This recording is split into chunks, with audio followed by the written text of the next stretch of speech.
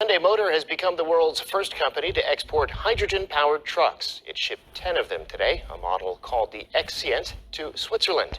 Hyundai aims to export 40 more of them by the end of this year and 1,600 in total by 2025. Hyundai's already established the infrastructure to mass-produce the trucks. For decades, we've heard about this in the industry, this whole shift from hydrocarbons to hydrogen now, but it hasn't quite taken flight as we expected.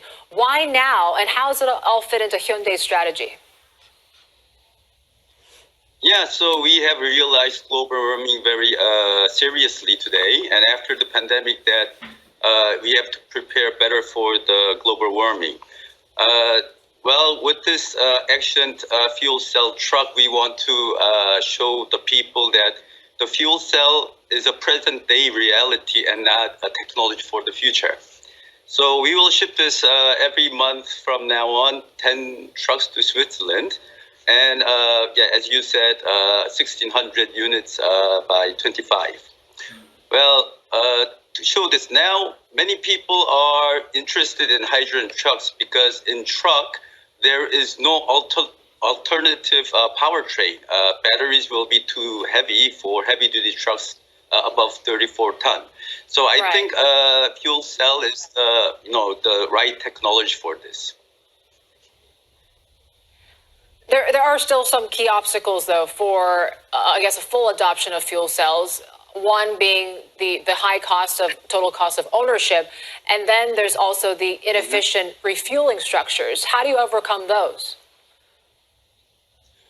Well, yeah, it is certainly a problem. Well, we have already mass-produced passenger cars in Korea, and we have already deployed 9,000 fuel cell passenger cars. But we are lacking fuel cell infrastructure. It is clear. But for trucks, it is for the logistics. And I think we can control the hydrogen station even better than passenger cars.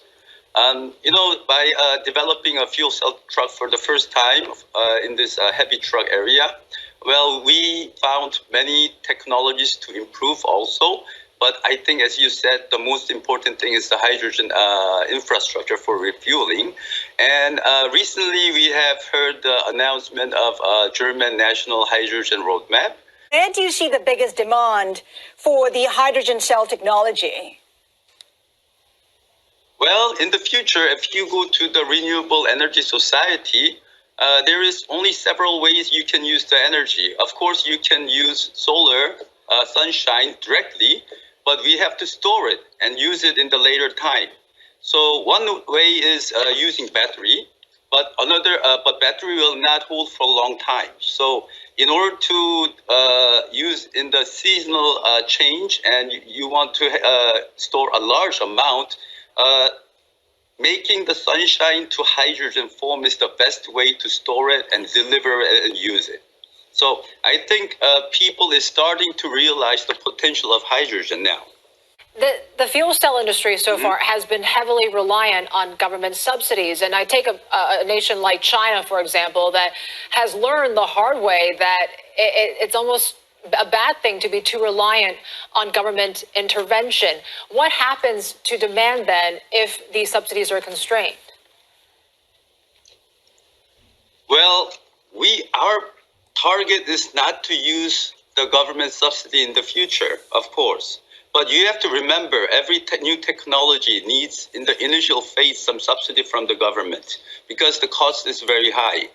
And compared to the battery industry, battery has been used and for a large amount, and it has been mass-produced already. You know, the cell phone and batteries for your desktops. So battery has a long history, but fuel cell compared to that is a very new industry, and there is not many companies who is making this right now. So I think it will take time, but the speed of the cost reduction compared to battery, it is really fast. And I'm sure our target internally is to come to the comparable cost of battery electric vehicles by 25. And second, We've talked to automakers that have been very much hit by this coronavirus outbreak. Has the pandemic impacted your production targets, or are you reaching those targets? No. I think there is no impact in Korea. We are producing as we are planned. Only that Hyundai will not only put our fuel cell systems in Hyundai vehicles. We are trying to provide our technology to other companies and other OEMs or truck makers or bus makers. But because of the impact in the Europe and China, it is very difficult to have a good contact with them. I think just after the pandemic, I think the hydrogen industry will, we will have a better business in the fuel cell area. How about in terms of other sectors? Do you see other sectors adopting the technology?